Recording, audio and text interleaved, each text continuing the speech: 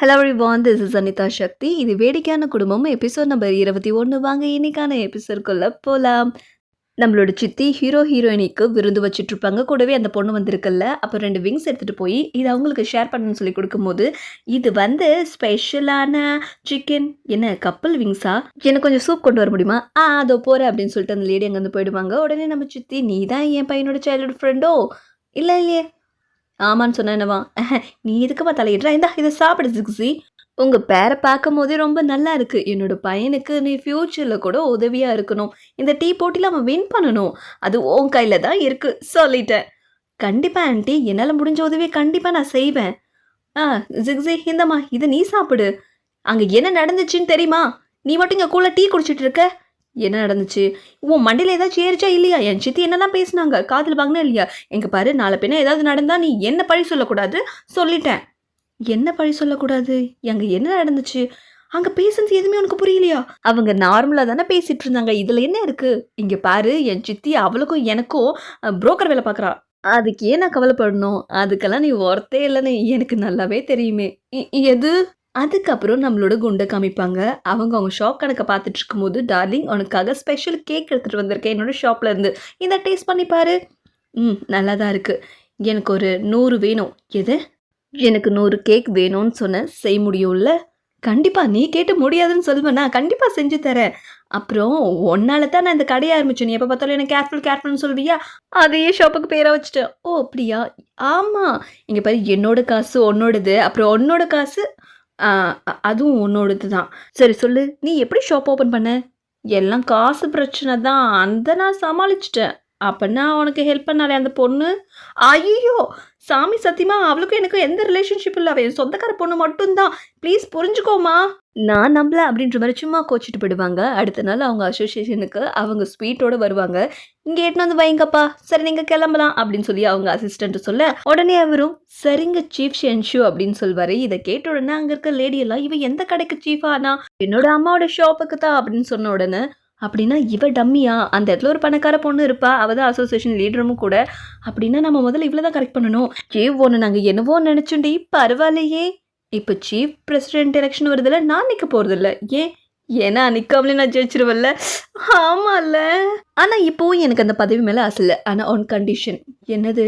நீங்கள் ஒவ்வொரு அசோசியேஷன் மீட்டிங்க்கும் என்கிட்ட தான் ஸ்வீட் வாங்குறோம். இவ்வளோதானா? அதுக்கு இப்போவே அட்வான்ஸ் கொடுத்தா ஓகே அப்படின்னு சொன்னோன்னே அந்த ஸ்வீட்டெல்லாம் சாப்பிட்டு அட்வான்ஸையும் கொடுத்துருவாங்க. இந்த சந்தோஷத்தில் நிறைய சரக்கு அடிச்சுட்டு அவங்க தள்ளாடிட்டு வர, எதுக்கடி இவ்வளோ தூரம் குடிச்சு தொலைச்ச? நான் சாதிச்சிருக்கேன். இனிமே என்னை யாரும் உதவாக்காரன்னு சொல்ல மாட்டாங்கல்ல. உன்னை யாரும் சொல்ல மாட்டாங்க. நீ கொஞ்சம் தூங்கு. சரி, என்ன நடந்துச்சு? எங்க பார்த்தியா? $50 நான் சம்பாரிச்சது. ஏய், $50? நான் சம்பாரிச்சேன். இது பிடுங்கிச்சு என் கையிலேருந்து. சரி, நான் பத்திரமா வச்சுக்கிறேன். நான் சம்பாரிச்சது. சின்ன பிள்ளைத்தனமாக பேசாத. நீ ரெஸ்ட் எடு. அம்மா என்கிட்ட குடு. இங்கே பாரு, எல்லாமே என்கிட்ட பிடுங்கிக்கிறீங்க. நான் எப்பயுமே உனக்கு தாண்டி சப்போர்ட் பண்ணுவேன். நீ எப்போ பார்த்தாலும் இதையே தான் சொல்லிட்டு இருக்க. நாளைக்கு வந்து உன்னை பார்க்குறேன். ரெஸ்ட் எடு. ஐயோ பேசாம நான் கொண்டுட்டு போயிடு. ஐயோ இவ ஒருத்தி அப்படின்னு சொல்லிட்டு கிளம்புவாங்க. ஐயோ அம்மா என் காது அம்மா என் காசு கொடுத்துட்டு போ அப்படின்னு சொல்லி அழ ஆரம்பிச்சிருவாங்க. ஐயோ என் காசு கொடுக்காம போறியே அப்படின்னு சொல்லிட்டு ஒரு ஜாடி தூக்கி அடிச்சதுல ஜன்னல் கதவும் உடஞ்சிரும். தொடச்சது போதும், எழுந்துடி. ஏதாவது நியூஸ் இருக்கா? ஒரு நியூஸ் கொண்டு வந்திருக்கேன். ஆஜி அந்த வான் பொண்ணுக்காக கமல் வாங்கினான் கடத்தெருவில், பார்த்தேன். அவன் ஏதோ குருக்கு வாங்கி கொடுத்துருப்பான். இதெல்லாம் நோட்ட வர்றது அவன் வேலையா என்ன? அவன் ஒன்றும் நார்மலாக குருக்கெல்லாம் வாங்கி கொடுக்கல. அவன் வேற என்ன சவுண்ட் அது? கீழே நம்மளோட ஹீரோ அந்த பொண்ணுக்கிட்ட பேசிட்டு இருப்பாரு. இந்தா விளையாடலாமா? நம்ம டீ காம்படிஷனுக்கு வந்துருக்கோம், மறந்துட்டியா? அதை விட இப்போ கொஞ்சம் ரிலாக்ஸேஷன் பண்ணலாம். இந்தா விளையாடு. என்னடி நடக்குதுங்க? இந்தா நான் தூக்கி போடுறேன், இது புடி அப்படின்னு சொல்லிட்டு தூக்கி போட அந்த பொண்ணுக்கு கோவமாக இருக்கும். இவன் என்ன லூஸா? இவனை நம்பி எவ்வளோ பெரிய காம்படிஷன் இருக்குது, குழந்தை பிள்ளை மாதிரி விளையாட கூப்பிட்றான்னு சொல்லிட்டு அதை தூக்கி தண்ணியில் வீசிடுவாங்க. நீ அப்படின்னு சொன்னவர் டக்குன்னு ஹீரோயினி வரதை பார்த்துட்டு இந்த பொண்ணுக்கிட்ட சாஃப்டாக பிஹேவ் பண்ணுறவன் நடிச்சிட்ருப்பாரு. ஹீரோயின் நைஸாக போயிட்டுருப்பாங்க. நான் கடத்தெருவுக்கு போகணும், போகலாமா? இல்லை, எனக்கு கொஞ்சம் வேலை இருக்குது. கர்ஷிப் தேவைப்படும், தொடச்சிக்க சொல்லு. நீங்கள் 2 பேரும் விளையாடுங்க, எனக்கு முக்கியமான வேலை இருக்குது. நான் கடத்தெருவுக்கு போகல, என்ன ஆளை விடுறி. இருங்க சிக்ஸி. யோ உன் மனசில் என்னையா நினச்சிட்டு இருக்க? நீ அவளை ஜெலஸ் பண்ணணும்னு நினைக்கிறியா? ஜெலஸா? நான் ஏன் அவளை ஜெலஸ் பண்ண நினைக்கிறேன்? அதுக்கெல்லாம் நான் ஆள் கிடையாது. அப்போ என்னை பார்த்தா அப்படி தெரியுதா? ஏய் நில்லுடி, பதில் சொல்லிட்டு போ. இதெல்லாம் பார்க்கணும்னு தலைய எழுத்துடி. அதுக்கப்புறம் ஹீரோயினி கடத்தெருவுக்கு தான் வந்திருப்பாங்க. அந்த இடத்துல ஆஜி வேகமா ஓடுறத பார்த்துட்டு இருப்பாங்க. ஒரு பக்கம் வாணர் வெயிட் பண்ணிட்டு இருப்பாங்க. அவங்க கிட்ட வந்து உங்களுக்கு புடிச்ச டிஷ்ஷு ரொம்ப தூரம் போய் வாங்கிட்டு வந்திருக்கேன் அப்படின்னு சொல்லி குடுக்கும்போது, ஃபர்ஸ்ட் அவங்க நம்ப மாட்டாங்க. ஏன்னா, இந்த பொருள் கிடைக்கிறது இங்கேருந்து பல கிலோமீட்டர் தூரத்துல. ஆனா அந்த பொருள் சூடா இருக்கும். அப்படின்னா எனக்காக தான் நீ அவ்வளோ தூரம் போய் வாங்கிட்டு வந்தியான்னு சொல்லி அவங்க மனசு இளகிடும். இதெல்லாம் பார்த்த ஹீரோயினி வாவ்! What a love! இப்ப எதுக்கு என் வாசல்ல நின்னு நாய் மாரி காவ காத்துட்டு இருக்க? உனக்கு என்ன பிரச்சனைன்னு சொல்லி கேட்டுட்டு இருக்கும்போது, ஹீரோயினி வர சவுண்ட கேட்டு, இங்க பாத்தியா இந்த புக்ல ஹேய்! உங்களுக்காக தான் கடத்தெருவுக்கு போயிட்டு டீ சம்மந்தப்பட்ட புக்கெல்லாம் வாங்கின்னு வந்திருக்கேன். ஆ நீ அங்க போமாட்டேன்ல சொன்ன. என்னை விட்டு ஏன் போன? நான் போனதுனால தான் எனக்கு ஒரு நியூஸ் கிடைச்சதே. ஆஜியும் ஒரு பொண்ணு தேடி ஓடிட்டு இருந்தானே. எப்படி ரொமான்டிக்கா பேசினாங்க தெரியுமா? அது வந்து அவன் கேக் வாங்கிட்டு வந்து குடுத்தா ரொம்ப தூரமா, அப்படி இப்படின்னு சொல்லி அந்த கதையெல்லாம் பேசி குதூகலமா சிரிச்சுட்டு இருப்பாங்க. அத மட்டும் தான் நோட் பண்ணியா? எங்க வெட்டிங் ரூம் மாரி ரெடி பண்ணியிருக்கேனே, இத பார்க்கல? ஆமா. இவனுக்கு என்ன ஆச்சு? எனக்கு ஒரு சேஞ்ச் வேணாமா? அதனால தான் இப்படி ரூம மாத்தி வச்சிருக்கேன் அப்படின்னு சொல்லி ஹீரோயினி ஜெலஸ் பண்றதுக்காகவே பேசுவாரு. இந்த பக்கம் நான் சொன்னத நம்புனீங்களா? ஆர்ஜி லவ் தான் பண்றான் அப்படின்னு சொல்லிட்டு இருக்கும்போதே, அந்த ஹோட்டலுக்கு அமைப்பாங்க. என் கூட குடிச்சா தான் நாங்க ரெகுலர் கஸ்டமரா இங்க வருவோம் அப்படின்னு சொல்லிட்டு வான கட்டாயப்படுத்திட்டு இருப்பாங்க. அப்ப ஆர்ஜி வந்து அந்த சரக்கு அவரு வாங்கி குடிச்சிருவாரு. யாரா நீ? நீ எதுக்கு இத குடிச்சிட்டு இருக்க? அப்படின்னு சொல்லி எல்லாரும் கேட்க, உங்களுக்கு என்ன? சரக்கு தானே குடுக்கணும், கம்பெனி தானே குடுக்கணும், ஒட்டு மொத்தமா குடிக்கலாம் அப்படின்னு சொல்லி அசிஸ்டன்ட் எடுத்துட்டு வர சொல்வாரு. இந்த பக்கம் சித்தியும் அசிஸ்டன்ட்டும் இங்க பாத்தீங்க பாருங்க, அங்க என்ன நடக்குதுன்னு பாருங்க. உடனே வான் தடுக்க தடுக்க அவர் பெரிய பவுல் நிறைய ட்ரிங்க் குடிப்பாரு. அவளுக்காக இவன் ஏண்டி குடிக்கிறான்? அதான் லவ் லவ்ன்றது. இது போதுமா? இதுக்கு மேலேயும் குடிக்கணுமா? இல்ல கிளம்புறீங்களா? பாத்தீங்களா நடக்கிறதெல்லாம்? இந்த கூத்து தான் டெய்லி நடக்குது. அவங்கெல்லாம் போனதுக்கு அப்புறம் நம்ம வானை தூக்கிட்டு அவங்களோட ரூம்ல வந்து கிடத்தலான்னு வந்தவர், ஏய் பாருடி என்ன நடக்குதுன்னு பாருடி. ஐயோ என்னடி என்ன ரொமான்ஸ் நடக்க போதா? இவர் அந்த பொண்ணை பார்த்து ரசிச்சுட்டு பெட்ஷீட்டை போத்த தான் போவார். ஆனால் இவங்க கண்ணுக்கு ரொமான்ஸ் பண்ணுற மாதிரி தெரியும். ஐயோ இந்த கடையெல்லாம் பார்க்கணுன்னு இருக்கு. நான் சொன்னதை முன்னாடி நம்பியிருக்கலாம்ல. நீ சொன்னது நார்மல்னு நான் நினச்சிட்டேன்டி, சாரிடி. இந்த பக்கம் நீங்கள் நல்லா ரெஸ்ட் எடுங்கன்னு சொல்லிட்டு ஆஜி கிளம்பும்போது அந்த பொண்ணு கை பிடிச்சி ரொம்ப நன்றி அப்படின்னு சொல்வா. இவரும் பதிலுக்கு சிரிச்சுட்டு அந்த இடத்துல இருந்து கிளம்புவார். ஐயோ அவன் வரான்டி போலாம் அப்படின்னு சொல்லிட்டு ஓட ட்ரை பண்ணும்போது அதுக்குள்ளேயே அவர் கிராஸ் ஆகிடுவார். இதுங்க ரெண்டும் சில மாதிரி நின்றுட்டு டக்குன்னு அதே அதிர்ச்சியில் மயங்கி விழுந்துருவாங்க. அடுத்த நாள் நம்மளோட சித்தி ரொம்ப அப்செட்டாக இருப்பாங்க. நம்மளோட அசிஸ்டன்ட் போட்டு கிழிச்சிட்டு இருப்பா. 2 பேருக்கும் நல்ல புரோக்கர் வேலை பார்த்துருக்கீங்க. நான் போய் அவனை தடுத்து நிறுத்த போகிறேன். நான் போகிறேன். என்ன பண்ணுறீங்க? ஐயோ எனக்கு இதை பார்க்க முடியல, என்னை விடு. ஐயோ போகாதீங்க. வேற என்னடி என்ன பண்ண சொல்கிற?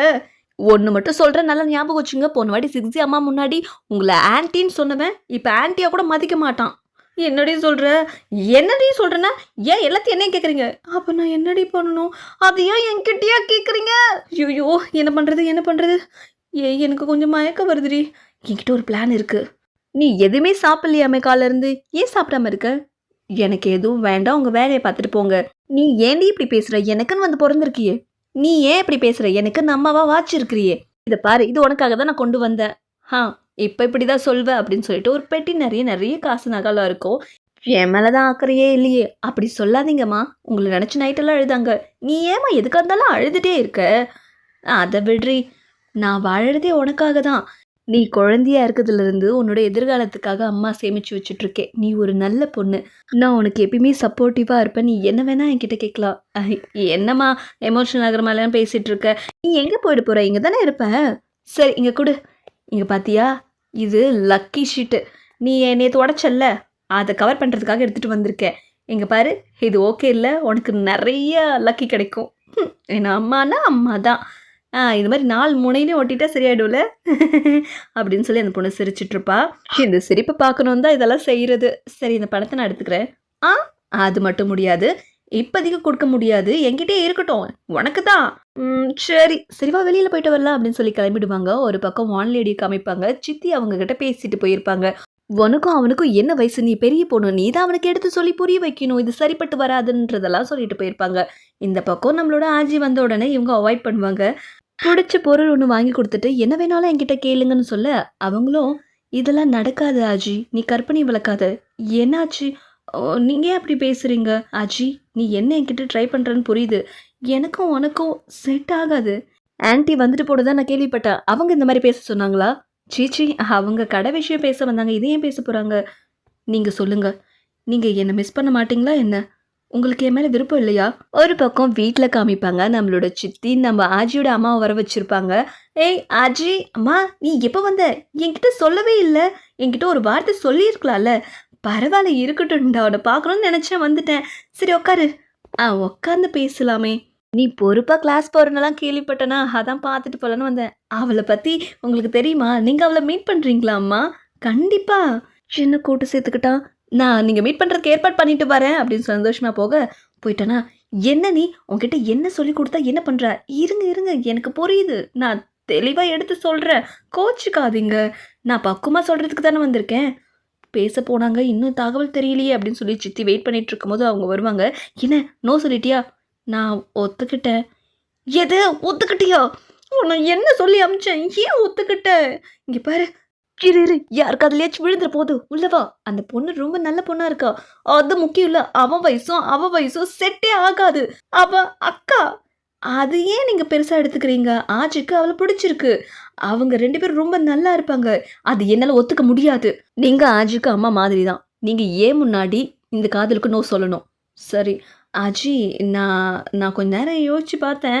இதெல்லாம் செட் ஆவாதுப்பா. உங்க 2 பேர் வயசுக்கும் இந்த ஊர் என்ன சொல்லும் சொல்லு? உடனே அவர் நம்ம ஆன்ட்டிய பார்க்க, நான் ஒண்ணும் சொல்லலப்பா. அம்மா சொல்றது சரிதானே.